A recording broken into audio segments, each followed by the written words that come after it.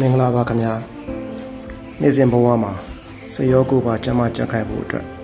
ကျွန်တော်လင်ထိုက်ကကြိုးစားပါတယ်ခင်ဗျာဒီနေ့ပြမဲ့ဒုတိယမြောက်လေ့ကျင့်ခန်းလေးက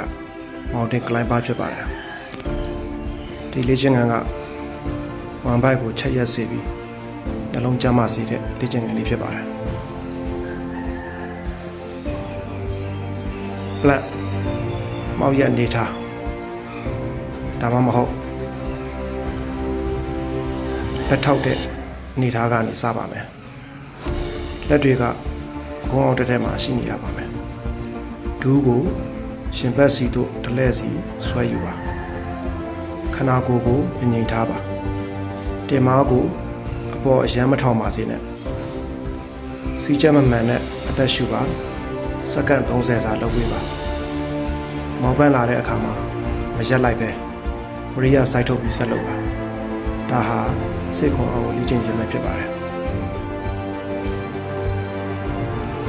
နောက်တစ်ပုံမှာပြန်ဆောင်ကြပါမယ်စိတ်ရောကိုယ်ပါကျမ်းမာပျော်ရွှင်ကြပါစေခင်ဗျာ